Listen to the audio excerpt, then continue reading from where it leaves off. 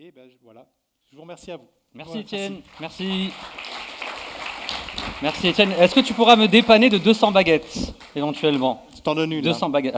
200? Je vais pas aller loin avec Tu veux ça. faire quoi avec 200 baguettes? Des petits achats, des petites emplettes à faire. On va enchaîner sur la dernière ligne droite de ce séminaire. Notez qu'à 18h30, vous êtes attendus pour le cocktail qui aura lieu dans le hall pour pouvoir profiter un petit peu de cette fin de journée. En attendant, sur scène, on a notre nouvel intervenant, dernier intervenant, qui monte sur cette scène.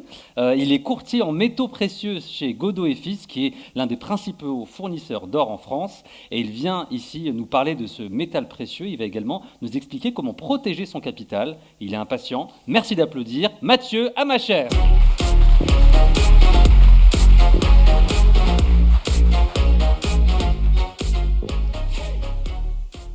Messieurs, dames, bonjour. Très heureux d'être parmi vous aujourd'hui. Et je tiens à remercier les intervenants qui, jusqu'à maintenant, m'ont convaincu de passer de l'or à l'immobilier. Mais on va rétablir les choses et vous montrer que l'or peut être plus intéressant que l'immobilier, surtout dans les prochaines années.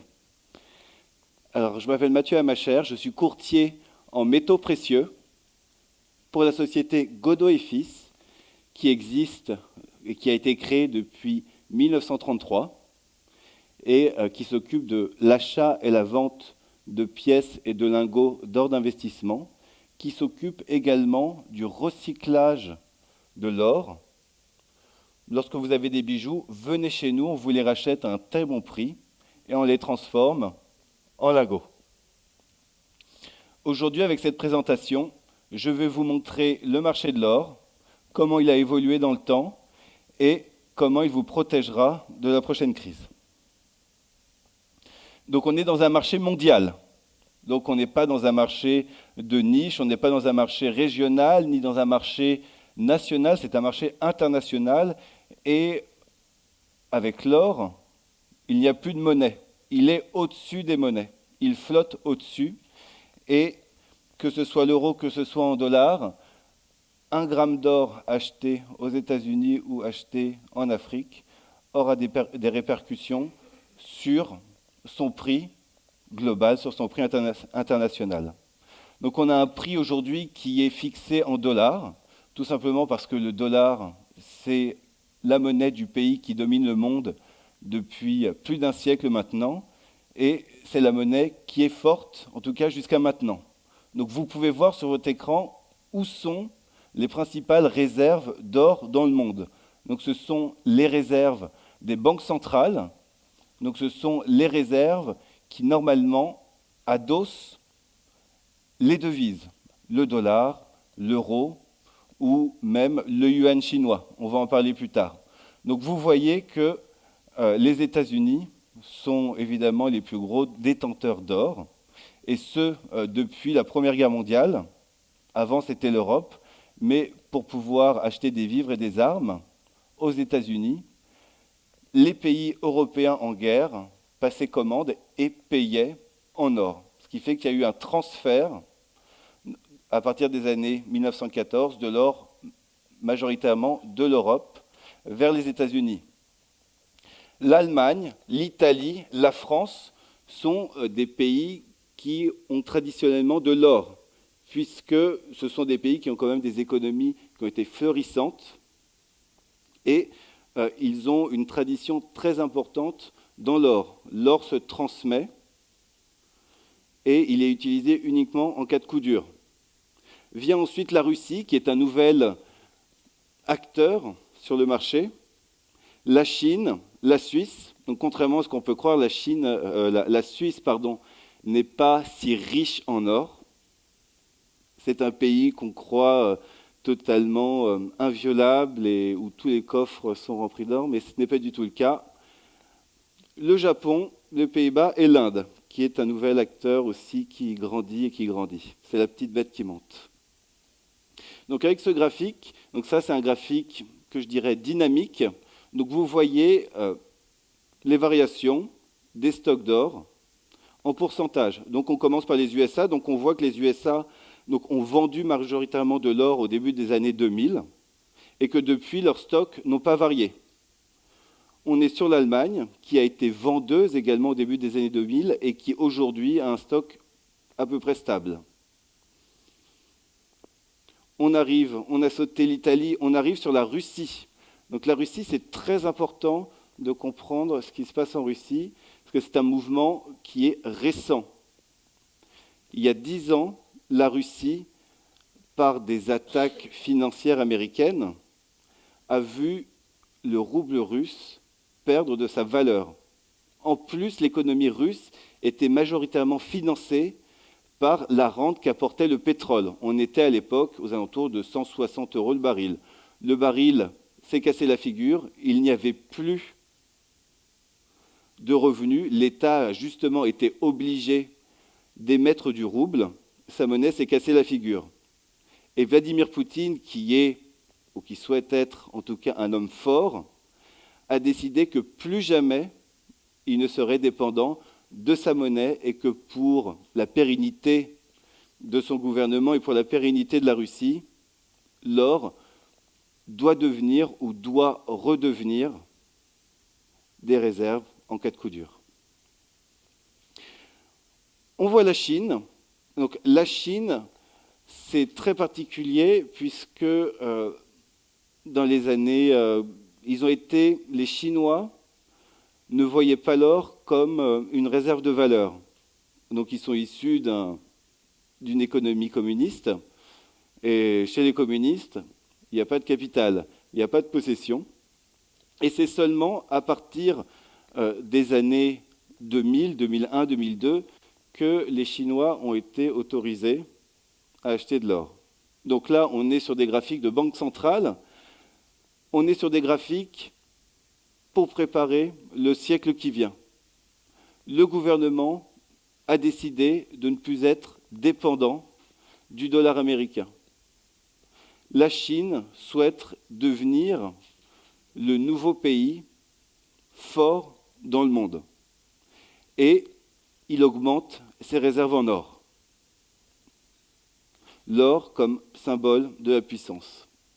Après, on a l'Inde qui est un pays un peu moins organisé, mais qui a une croissance économique très forte et qui se détourne petit à petit des monnaies pour ses réserves qu'elle change en or. Donc on revient dans notre monde, puisque l'or nous permet d'être tous égaux et d'avoir tous un étalon de valeur commun. Là, on est sur la demande particulière. Donc on commence pour voir l'évolution du marché.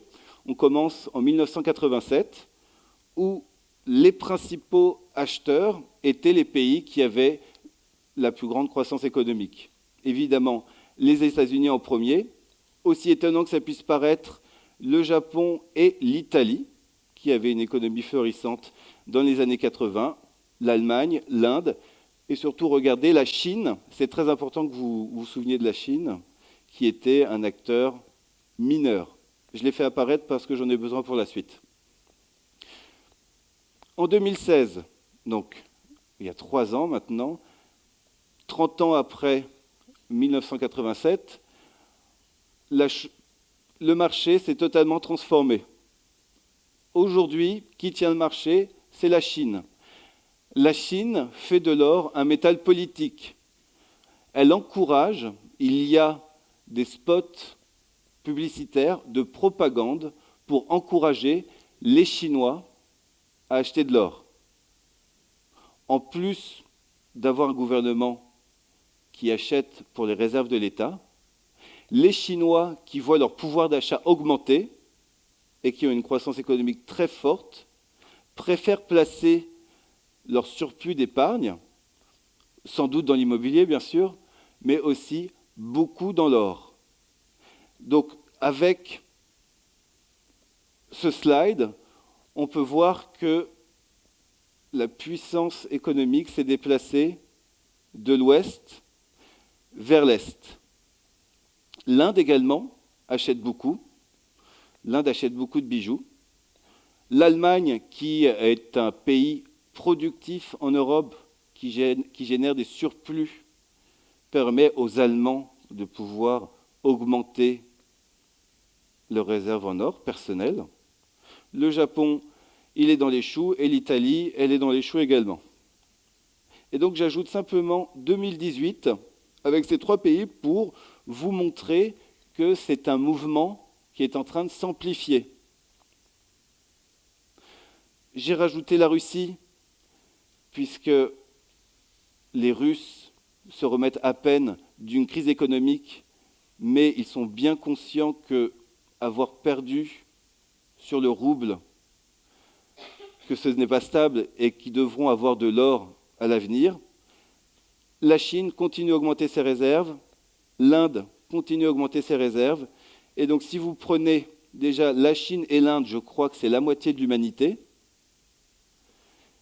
Si vous prenez simplement la Chine et l'Inde, vous avez 50% de la demande d'or dans le monde. Et si vous y ajoutez la Russie, vous avez 75% de la demande d'or dans le monde. Donc par ce slide, j'ai voulu montrer simplement quelles étaient les régions du monde qui s'enrichissaient et quelles étaient celles qui stagnaient ou s'appauvrissaient.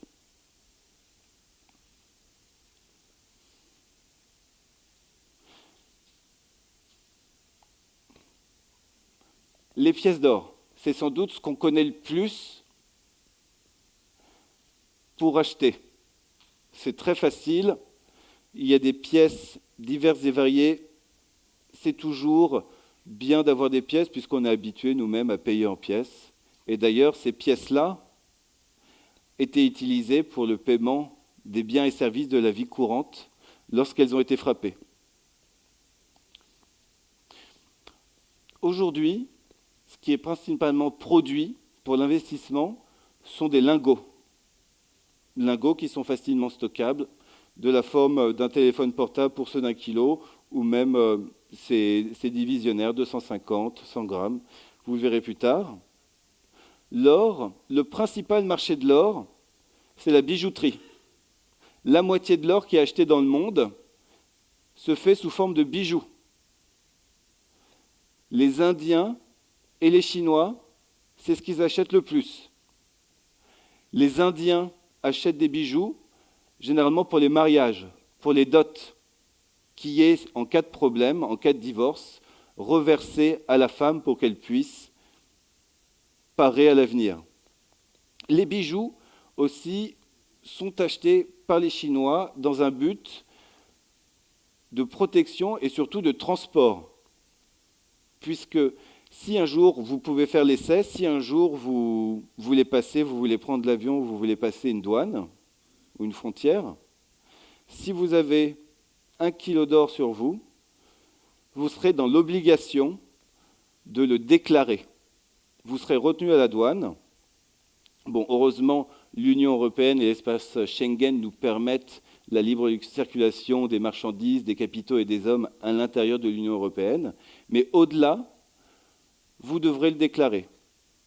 Évidemment, si vous ne le déclarez pas, vous vous faites prendre, il vous sera sans doute spolié. Les bijoux, pour une même quantité de bijoux, si vous passez une frontière, il ne vous sera rien demandé.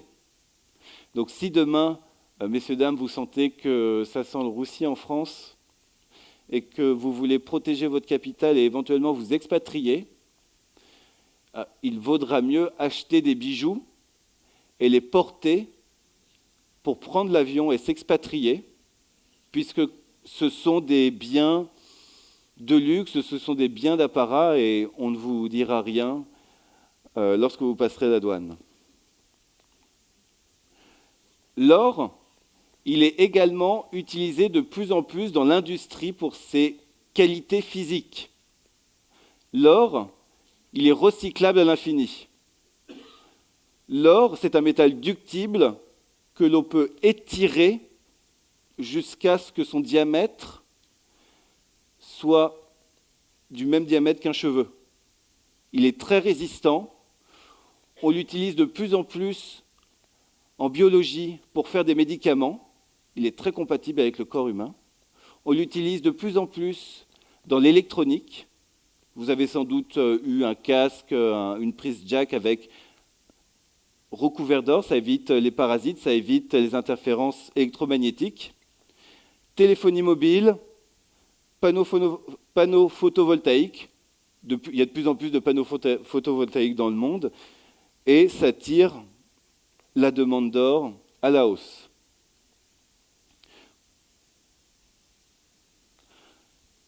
Tous les grands hommes ont eu une réflexion sur l'or. Tous les grands esprits savaient que l'or était un étalon, un point fixe dans les relations commerciales ou sociales entre les hommes. La sagesse du Mahatma a toujours encouragé les Indiens des campagnes à échanger leurs biens et leurs marchandises contre ce qui est des pièces anglaises, les souverains, plutôt qu'avec de la roupie indienne. L'or est encore monnaie dans certaines régions d'Inde et est beaucoup utilisé. Lors des dernières crises financières, ou la dernière crise financière des subprimes, la plupart des dirigeants ont demandé un audit des réserves d'or, et surtout un audit des réserves d'or disponibles immédiatement. Là, j'ai pris notre chère reine d'Angleterre, puisque sous le gouvernement qui avait été en place 10 ans auparavant, une grande quantité d'or anglais avait été vendue. Les Anglais ne sont pas si bons que ça pour le commerce parfois. Plus récemment, le Venezuela. Donc le Venezuela, on était dans une économie socialiste, et l'économie était basée sur le pétrole.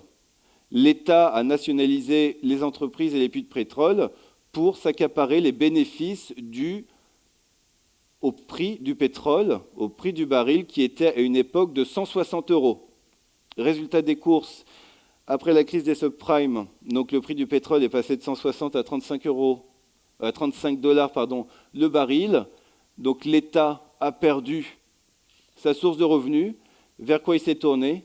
Il s'est tourné vers l'or pour pouvoir continuer à financer ses dépenses et éviter que le pays tombe dans le chaos.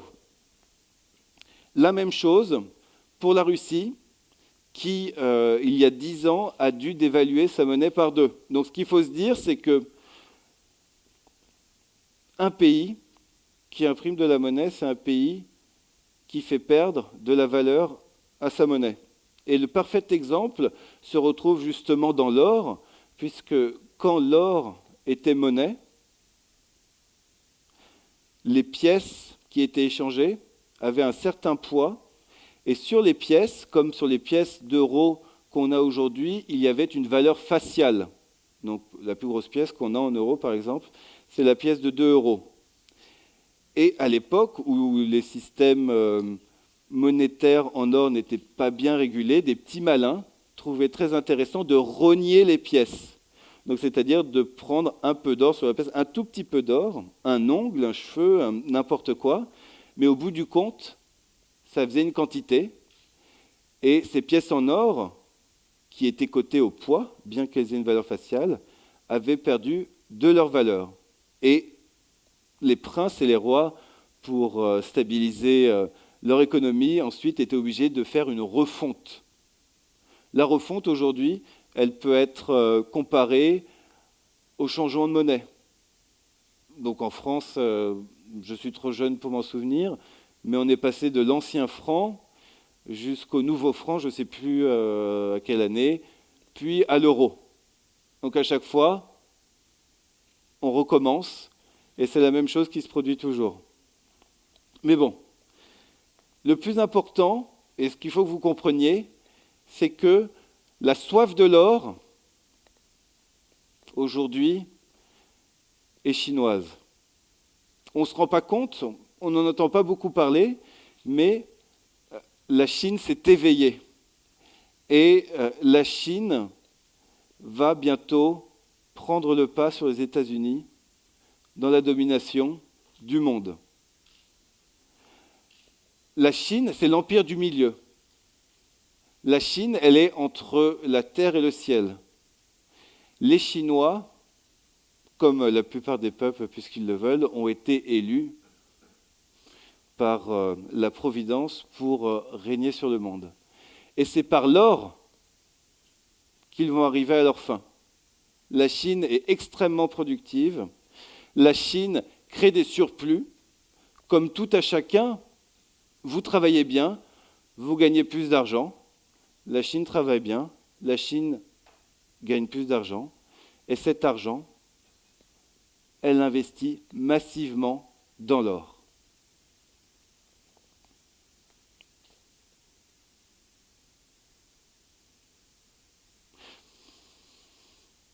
Donc l'érosion de la monnaie, ou l'érosion de la monnaie fiduciaire par rapport à une quantité d'or. Donc, vous reconnaissez le saut qu'il peut y avoir sur le billet de 1 $, donc le nouvel ordre mondial américain. Et donc ce graphique, j'ai décidé de le faire partir des années 1900. Donc dans les années 1900, les États-Unis étaient encore une île et n'intervenaient pas dans les affaires du monde. Et c'est à partir de 1914 où vraiment les États-Unis sont entrés sur la scène mondiale, et c'est à partir de 1914 où les États-Unis, où le siècle de dominance américain est arrivé. L'Europe, éventuellement le Japon aussi, même s'ils étaient ennemis, ça n'empêche pas de faire du commerce, ont exporté leur majeure quantité d'or vers les États-Unis pour acheter des marchandises, des armes. Et les États-Unis, donc, s'est retrouvée à être la puissance mondiale. Toutefois, elle avait son dollar, et évidemment, son dollar, il pouvait être échangé en or. Et ce qui est important, lorsqu'on parle de valeur, lorsqu'on parle de monnaie, ce qui est important, c'est le temps. Puisque l'argent qu'on gagne, c'est le temps qu'on a passé. Le temps, c'est de l'argent. Le temps, c'est de l'or. Et jusque dans les années 30, 100 $ permettaient d'acheter 150 grammes d'or. Donc, dans les années 1929, toutefois, il y a eu une crise aux États-Unis. On connaît tous octobre, le jeudi noir, on connaît tous le crack de Wall Street, et les États-Unis, qui étaient dans un système de bulles, s'est retrouvé bloqué, bien que ce soit un pays qui était très riche, très prospère, il s'est retrouvé bloqué. Le président américain, Roosevelt, dans sa grande sagesse, et avec l'aide de l'économiste Keynes qu'on a vu plus tôt, a décidé de relancer l'économie en créant de la monnaie à partir de rien, en créant des fonctionnaires et en les rémunérant sur de la monnaie qu'ils venaient tout juste de créer. Ce qui fait que, au moment où l'économie américaine a sorti la tête de l'eau, la valeur du dollar avait perdu 30% de sa valeur par rapport à l'or. Plus de billets, moins d'or. La mauvaise monnaie chasse la bonne.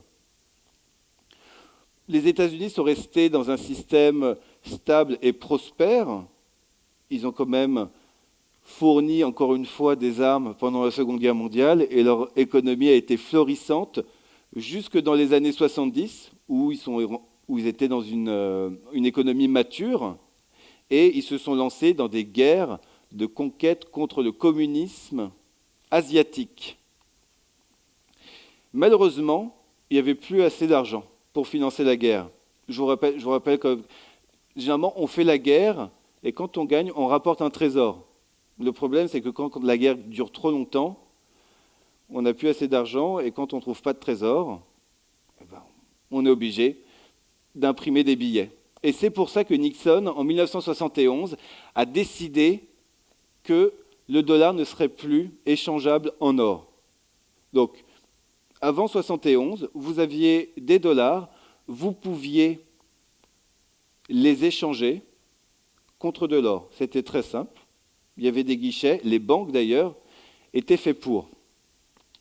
Après cette période-là, ça a été la débandade. Évidemment, il y avait toujours un commerce de l'or, et les gens pouvaient toujours acheter de l'or, mais la quantité de monnaie nécessaire pour acheter la même quantité d'or diminuait. Ça a été une époque très prospère pour les bourses, pour les actifs tels que l'immobilier, puisque plus il y a d'argent sur les marchés, évidemment, plus les valeurs sont importantes. Et on arrive en 2008, où notre cher président Bush, qui dans sa grande sagesse, pour nous sauver tous, pour éviter le chaos, a décidé, pour sauver le système bancaire, de faire ce qu'on appelle le quantitative easing, l'assouplissement monétaire, le rachat d'actifs en créant de la monnaie à partir de rien. Donc, ce graphique, il montre simplement que le temps passé à gagner de l'argent nous permet de gagner moins d'or. C'est la seule chose. Et il s'arrête en 2011 parce qu'on n'a pas encore véritablement les effets de cette création monétaire. En Europe également, on a créé de la monnaie, et cette monnaie serait saine si elle était investie dans l'appareil productif. Mais ce n'est pas du tout le cas. C'est investi dans un remboursement de dette, et c'est exporté pour éventuellement racheter des biens et des services à la Chine. Donc nous nous endettons au profit des Chinois.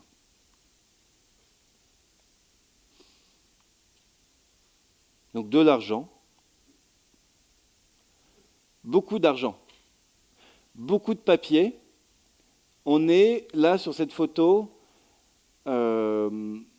juste après la Première Guerre mondiale. Donc la Grande Guerre, les Allemands ont perdu. Évidemment, on leur a piqué leur or. Et à cause du traité de Versailles aussi, on les a endettés très fortement. Et que pouvait faire le gouvernement allemand en ce temps pour éviter le chaos à l'intérieur de son pays? Chaos qu'il n'a pas pu éviter puisque ça a mené au nationalisme. Aujourd'hui, je ne sais pas si vous savez, mais c'est à peu près la même chose qui se passe. On se tourne vers le nationalisme. Les élections européennes nous le diront. Eh bien, il a imprimé des billets. Il a imprimé des billets. Il a imprimé des billets. Il a dépensé, il a dépensé, il a dépensé, jusqu'à stabiliser. Mais le problème, c'est que plus il y avait de billets, plus les valeurs étaient hautes et moins leur pouvoir d'achat était important. Des billets à l'appel, des billets à ne plus savoir qu'en faire, des gros billets,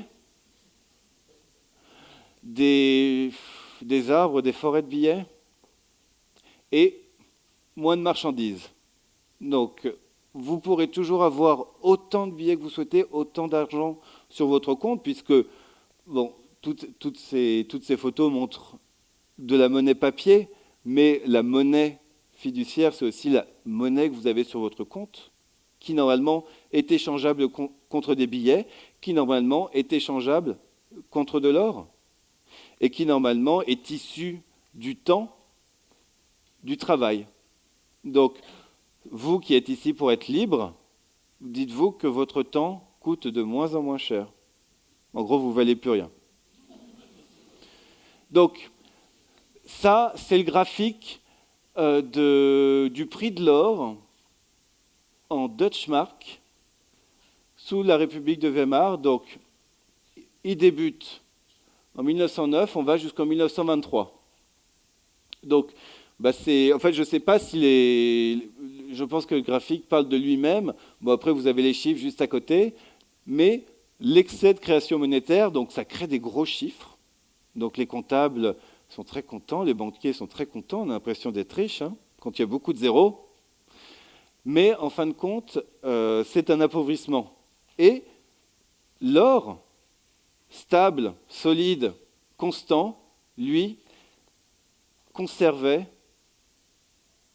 sa valeur et surtout était un marqueur de temps, puisque vous aviez le temps d'en acheter, mais ils ne l'ont pas fait. C'est la même chose, on part sur la Turquie. Donc, bon, la Turquie, c'est pas tout à fait la même chose, mais je souhaitais l'illustrer, puisque la Turquie, c'est très politique. Dans le monde d'aujourd'hui, certains pays donc, se rebellent contre l'hégémonie américaine. Et la Turquie, par son gouvernement, a décidé de se rebeller également contre l'hégémonie américaine et le dollar. Les États-Unis, Trump étant un personnage, il n'aime pas qu'on lui tienne tête, eh ben, il a attaqué avec son dollar la livre turque. La Turquie avait, les années précédentes, contracté de la dette en dollars. Donc elle avait acheté des dollars, emprunté des dollars pour pouvoir imprimer de la livre turque. Et donc, c'est comme tout un chacun, lorsqu'on s'endette, on a des intérêts, on a un capital à rembourser, intérêt et un principal. Le problème, c'est que ces dernières années, grâce au pouvoir de la monnaie et l'arme de la monnaie, le dollar s'est apprécié. Ce qui fait que lorsqu'ils ont emprunté alors que le dollar ne coûtait pas cher. Et aujourd'hui, alors qu'ils doivent rembourser leurs intérêts et leur principal, le dollar est très cher. Ce qui fait que, puisqu'ils ne peuvent plus rembourser, éventuellement ils augmentent les taxes. Quand on ne peut plus augmenter les taxes, on imprime de la monnaie. Quand on imprime de la monnaie, elle perd de la valeur. Sur le collatéral qui est l'or, qui est la suprême couronne de toutes les monnaies, lui qui est stable, la monnaie, elle, dévisse. Donc le Venezuela, le pétrole, les dépenses sociales, donc ils se sont retrouvés quand même bien dans la mouise.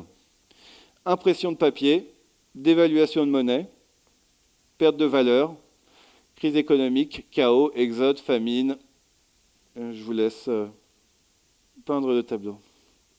Donc c'est exactement ce qui se passe. Les monnaies vont s'écraser en flammes. Et pourquoi donc le voyage du dollar est sur le point de se terminer? C'est parce que le dollar est la monnaie qui contrôle le monde aujourd'hui et que les pays cherchent à s'en détacher. Aujourd'hui, il y a seulement 30% du dollar qui est possédé par les Américains. Aujourd'hui, on est dans un mouvement de dédollarisation. Les gens, les pays, cherchent à se débarrasser de leur dollar pour justement ne pas se retrouver dans la position de la Turquie, à devoir subir une attaque financière. Les États-Unis, bientôt, ne pourront plus faire ce qu'ils veulent avec leur monnaie. Ce ne sera plus une arme commerciale dans la guerre commerciale, d'après ce que disaient les journalistes, naissante. Mais lorsque les marchandises et les hommes ne traversent plus les frontières, ce sont les armes qu'ils font. L'or, dans ce cas-là, retrouvera toute sa couleur. Donc ici, vous avez le graphique de l'or. Le graphique de l'or que je vais essayer de vous commenter. Donc on part de la gauche. Donc quand on était dans les années, c'est de l'or en dollars, puisque encore une fois, le dollar, c'est la monnaie de réserve. Et c'est la monnaie qui domine. Donc on part des années 70, année 1976. Donc le dollar est décorrélé de l'or. L'Amérique peut faire ce qu'elle veut de son dollar. Premier choc pétrolier, l'or passe de 100 dollars à 800, 900 dollars. Donc, à peine quelques années où l'or n'a plus été monnaie, au moindre problème, tout le monde s'est tourné vers l'or. Bon, certes, l'erreur de jeunesse du dollar libre a été corrigée et l'impression du papier a continué, et ça a été profitable pour les marchés boursiers. Les indices, les actions ont atteint des sommets. Donc aujourd'hui, ce qui est assez étonnant, c'est que les actions, moi je ne comprends pas comment on peut faire de l'argent sur les actions, puisqu'on achète une action et il va falloir attendre presque 25 ans en dividende pour que ce soit remboursé, sachant qu'il y a des fluctuations, je ne comprends pas, il n'y a pas de rendement dans les actions. Ça a été très bon pour l'immobilier aussi, puisque plus il y a d'argent, plus il y a de zéro sur le marché, et plus les prix peuvent augmenter. Et l'immobilier, je crois que c'était des rendements de 10%, 15%, partout en France jusqu'en 2008. Et puis maintenant, on cherche à gratter, quoi, hein. On cherche à gratter, je prends un petit bout de gras ici, un petit bout de gras ici, je gagne 0,5 par-ci par-là par de la défiscalisation. Excusez-moi messieurs qui sont passés avant moi. Mais vous êtes dans un marché mature et le grattage, c'est pas ce qui vous permettra de gagner de l'argent. Donc, 2001, les Chinois sont autorisés à acheter de l'or. C'est le début du marché haussier. Donc en 2001, l'or, on était aux alentours de 250 € l'once. Et ça fait 20 ans que l'or monte constamment. Donc les Chinois, de mémoire, c'est 1 500 000 humains. Et avec l'or, nous sommes... Oh pardon, il y a trop de zéros. Avec l'or, nous sommes tous égaux. Tous égaux. Avec l'or, il n'y a pas de Chinois, il n'y a pas de Français, il n'y a pas d'Américains. 1 gramme d'or, c'est 1 gramme d'or. Et depuis qu'ils ont commencé à acheter, le prix monte. Et les Chinois accumulent du dollar et accumulent la dette des autres pays depuis plus de 30 ans. Donc ils ne peuvent pas tout déverser d'un coup. Ce n'est pas leur objectif. Ils ne peuvent pas changer tous leurs dollars en or d'un coup. Ça déstabiliserait complètement les marchés. Il faut y aller doucement, tranquillement. Puis un jour, on accumule. Enfin, c'est le principe du capitalisme. Et l'or, c'est la patience. 2001, 2008. Donc 2001 aussi, c'est l'éclatement de la bulle Internet. 2008, éclatement de la crise des subprimes. Donc éclatement de la bulle sur l'immobilier américain, l'immobilier français aussi. Tout le monde se rue sur l'or, tout le monde se rue également sur le pétrole. On atteint des sommets, en dollars, on atteint 1 900 $ l'once. Donc une once, c'est 31 grammes 10. Une once, c'est une unité de mesure arbitraire, et c'est l'once de Troie. Donc c'est l'once de la foire de Troie. Au Moyen-Âge, il y avait des foires dans des grandes villes, et l'once de Troie était l'unité de mesure de la foire de Troie. Donc 2013, quantitative easing, on redresse l'économie à coup de dollars, à coup d'euros, à coup d'impression de monnaie. L'économie se stabilise, les gens qui s'étaient tournés vers l'or le vendent et retournent vers l'immobilier, vers les marchés boursiers. Seulement, 2013, l'or reprend sa tendance long terme. Sa tendance long terme qui était commencée en 2000. Les crises qu'on a traversées depuis 20 ans ont augmenté la demande temporairement. Il y a une consolidation, mais la tendance a repris son rythme depuis 2013. Et depuis 2013, c'est du 6,5% par an, sans rien faire. Ce qui est important aussi de comprendre, en plus de la demande, je parle des Chinois, mais ce sont tous les pays en voie de développement, qui ont été généralement, où les habitants ont été éduqués dans des universités marxistes qui croient que l'économie de marché va s'effondrer un jour. Ce qui est important de savoir, c'est qu'en 2013, c'est le début des achats d'or des banques centrales. Les gens qui dirigent les banques centrales, les directeurs, savent ce qu'ils font. Ils savent que toujours plus de monnaie détruit la monnaie et que s'ils veulent survivre ou s'ils ne veulent pas être les auteurs d'un fiasco, ils doivent se couvrir. Et ils se couvrent sur l'or. Ils ne se couvrent pas sur les actions, ils ne se couvrent pas sur l'immobilier, ils se couvrent sur l'or. Un mouvement haussier, il est composé de 3 vagues. Les investisseurs peut-être initiés, ceux qui constituent la première vague, et celle qu'on voit qui va de 2000 jusqu'à 2008, on parle des Chinois, c'est une circonstance de marché.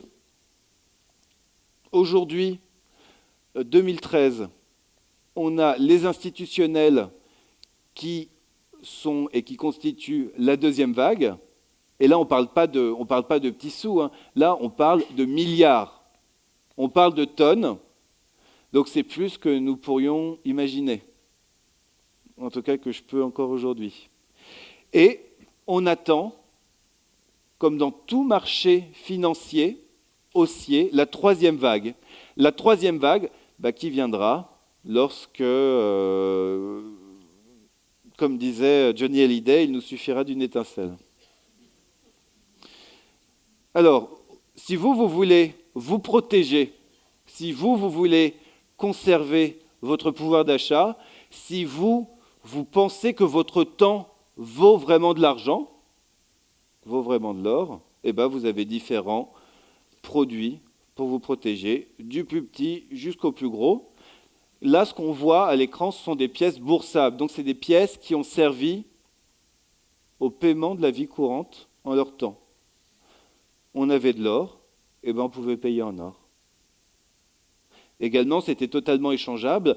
Le monnaie-papier et l'or circulaient ensemble dans l'économie. Donc si éventuellement vous vouliez échanger contre des billets qui sont plus facilement un billet de 20, par exemple, vous prenez la deuxième pièce avec la tête laurée de Napoléon III, c'est une pièce de 20 francs. Vous pouviez aller à un guichet, l'échanger contre 4 billets de 5 francs, si vous souhaitiez.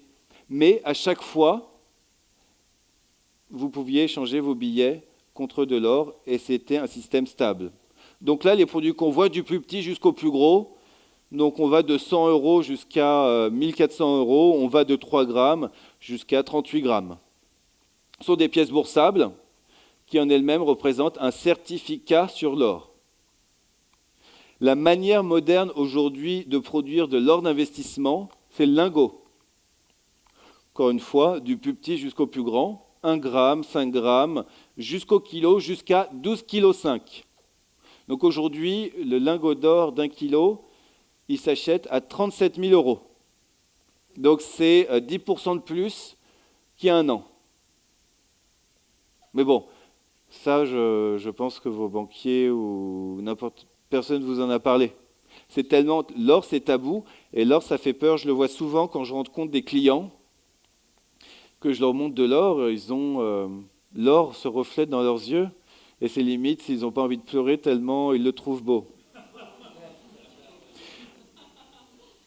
Donc c'est la manière moderne d'investir. Donc évidemment, vous avez le lingotin d'1 kilo, vous avez le lingot d'1 kilo. Ce qu'il faut vous dire, c'est que si vous investissez dans l'or, aujourd'hui, plus que jamais, il vaut mieux investir une grande quantité de monnaie plutôt que d'investir au coup par coup. Parce que l'or, c'est comme toutes les marchandises, lorsqu'on l'achète en gros, on peut négocier et on peut l'acheter moins cher. Donc vous avez une cotation, bien sûr, qui est internationale, mais il y a toujours une commission qui, généralement, est de 2-3% chez les commerçants. Et c'est le seul delta que vous pourrez avoir sur ce type de produit. Il faut acheter en gros. Donc, en gros, c'est à partir de 37 000 €.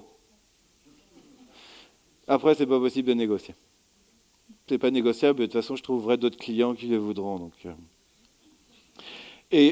ce qu'il faut vous dire aussi, lorsque vous investissez dans l'or, vous n'êtes pas obligé d'investir en gros dans un lingot. Vous pouvez investir en gros dans des pièces. Donc, on prend le lingot d'1 kilo qui est tout à droite sur l'écran et on prend la deuxième pièce qui est juste au-dessus avec la tête laurée. Donc, vous avez le lingot 1 kg d'or pur, vous avez la tête laurée à 5,8 grammes d'or pur. Donc, pour faire la même quantité d'or qu'un lingot mais en pièces, il va vous falloir 171 pièces de 20 francs or. Donc vous pouvez acheter, en gros, des petites pièces. Et ce qu'il faut vous dire, c'est que si vous faites ça, et que vous pensez à la revente un jour, ça vous permettra d'écouler petit à petit, pièce par pièce, ou dizaines de pièces par dizaines de pièces, plutôt que d'avoir à vous séparer d'un coup d'un gros capital qui, je suis sûr, aura généré énormément de plus-value. Et ça vous fendra le cœur de vous séparer de votre bébé qui vous a tant rapporté. Donc vous avez aussi un marché, mais c'est plus un marché psychologique. Là, on est sur la numismatique. Donc de gauche à droite, pièces grecques, pièces romaines, pièces arabes, pièces féodales du Moyen-Âge, pièces Renaissance et pièces modernes. Donc d'une part, l'ancienneté fait le prix, d'autre part, la rareté. Donc vous pouvez également investir dans ce genre de pièces, si vous voulez investir dans les métaux. Mais ce qu'il faut vous dire, c'est que c'est comme l'art, en fait, le prix est très psychologique. On a un prix qui, si par exemple vous achetez la première pièce qui est à gauche, qui aujourd'hui peut-être vaut 1 000 euros, et que le marché s'emballe sur ce type de pièce grecque, vous pourrez la vendre 2 000 euros demain parce que le marché est porteur et parce qu'il y a toujours plus de monnaie sur les marchés, de monnaie fiduciaire. Mais si vous achetez cette pièce et que demain le marché se casse la gueule, les marchés s'effondrent, eh ben vous n'aurez plus que vos yeux pour pleurer puisque la valeur psychologique du bien, en cas de crise, se tournera vers sa valeur de marché en métal. Mais il y a des très belles histoires. Il y a un peu plus d'1 an, une famille vient dans ma boutique pour me présenter sa collection numismatique. Collection numismatique qui avait été accumulée au fil des ans depuis un aïeux qui avait vécu deuxième partie du 19e siècle. Et donc ils avaient accumulé, le grand-père a accumulé, le père a accumulé, et donc on arrive en 2018, et c'est dans ils avaient besoin d'argent, ils ont revendu leur collection numismatique. Et ils ont fait un max de fric. Surtout que sans le vouloir, parfois, on peut tomber sur la perle rare, on peut tomber sur la pièce unique. Donc je vais terminer sur cette pièce. C'est le 20 francs or. C'est la pièce qui s'échange le plus sur les marchés. Vous voyez de toute façon toute la symbolique républicaine. Donc elle a été frappée jusqu'en 1914, début de la Première Guerre mondiale. Après, il n'y avait plus d'or. Donc les pièces, il y a toute une symbolique qui est derrière la pièce et derrière l'or. Déjà, on voit que c'est une pièce ronde et c'est une pièce en or. Elle nous rappelle le soleil. Elle nous rappelle le soleil qui nous amène la lumière. Sa couleur jaune, c'est une couleur électrique, c'est une couleur énergique et c'est une couleur qui nous transcende tous. Les pièces sont rondes parce que la forme parfaite, c'est un rond. Les planètes sont rondes, les étoiles, tout est rond, tout est rond. Et il n'y a pas de début, il n'y a pas de fin, peut-être comme l'humanité, je ne sais pas. Cette pièce-là, plus particulièrement sur sa couronne, apparaît la fleur de lys. Donc la fleur de lys, c'était le symbole de la royauté française, mais plus anciennement, c'était aussi le symbole de Marie. La fleur de lys est majoritairement blanche, symbole de pureté, symbole de vérité. Le coq français, il porte la tête haute pour prendre de la hauteur sur les événements. Il lève le menton pour se donner une posture noble. Et comme l'or, le coq fait partie de la création universelle du monde. Il y a des coqs partout dans le monde. Et partout dans le monde, le coq se lève un peu avant le soleil et il nous annonce le lever du soleil. Il nous annonce le renouveau du jour.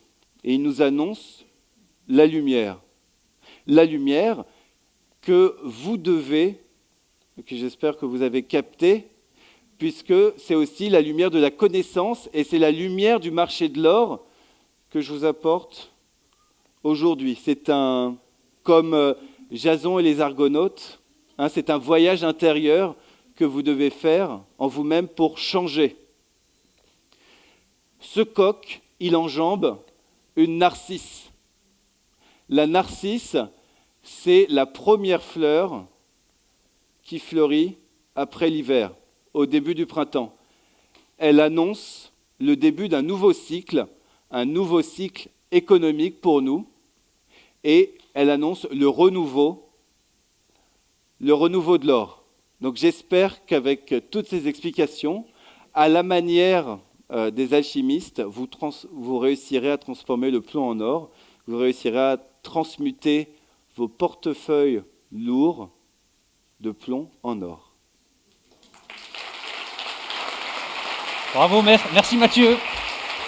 Merci Mathieu, qu'on peut applaudir bien fort. Je récupère ceci.